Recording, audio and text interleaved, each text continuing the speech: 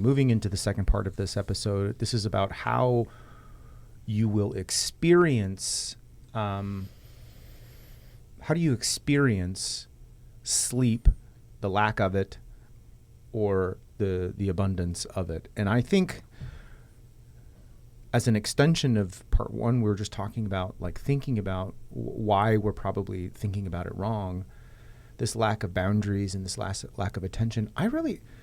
Look, I'm a dad of a third grader and of a seventh grader. Mm-hmm.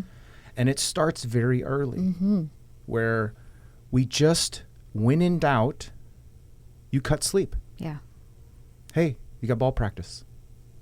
You know, I know it's going to be a little late night, bud, but rally.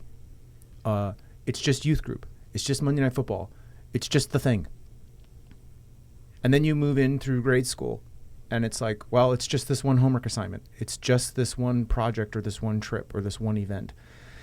It's in college. It's in careers. And every step along our development as young people into adulthood, we are kind of reinforced vigorously to do the best you can.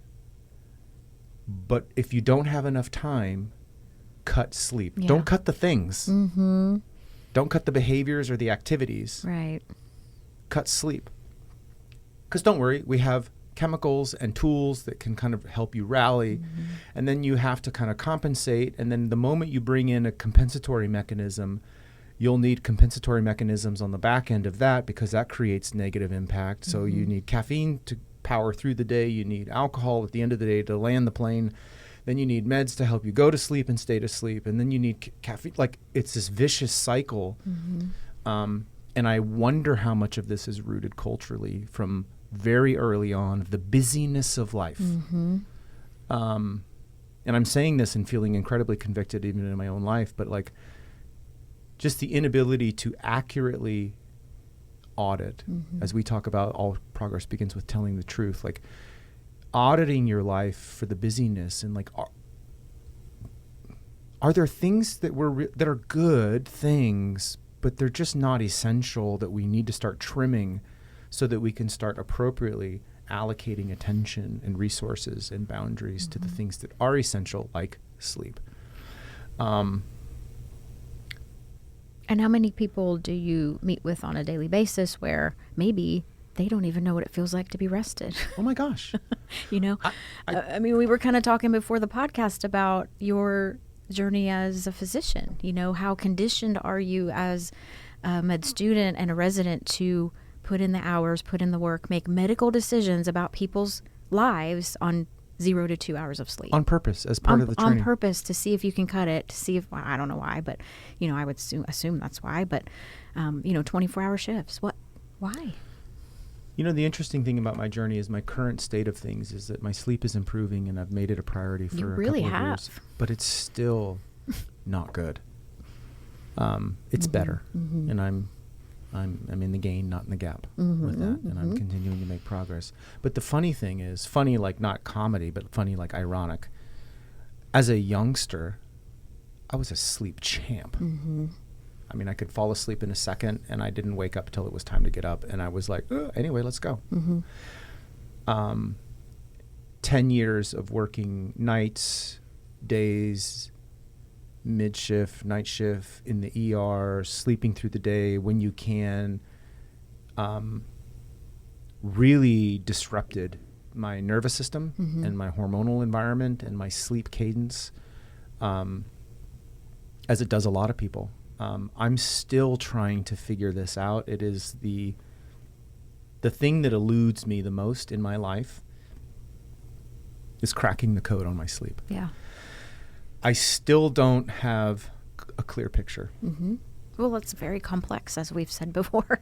Lots of moving parts. I think it's actually the most complex. Actually, as we were talking before we pressed record on this, it's like, you know, the more we talk about how complex sleep is, the more like elementary and kind of like basic figuring out the diet is.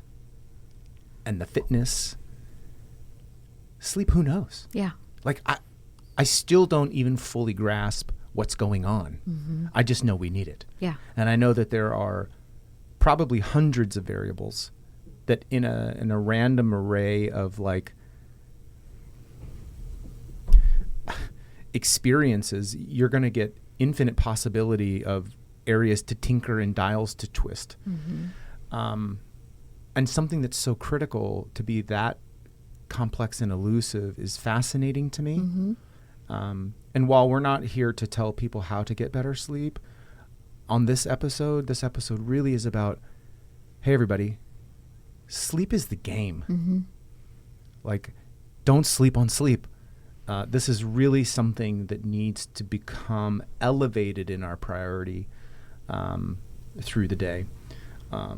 Because, like you say, many of our members, they can't even, I don't even remember what it's like to feel rested. Yeah. And how does that impact their health and how they experience not sleeping well? Is elevated blood pressure. And it's hard to pursue something and invest in something if you don't even really grasp the benefit.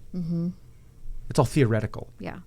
And so this is a really, really dangerous thing because we see it manifesting, physically as high blood pressure, overeating to self-medicate, weight gain, poor impulse control, elevated heart rate. We see it present as disease. Yeah.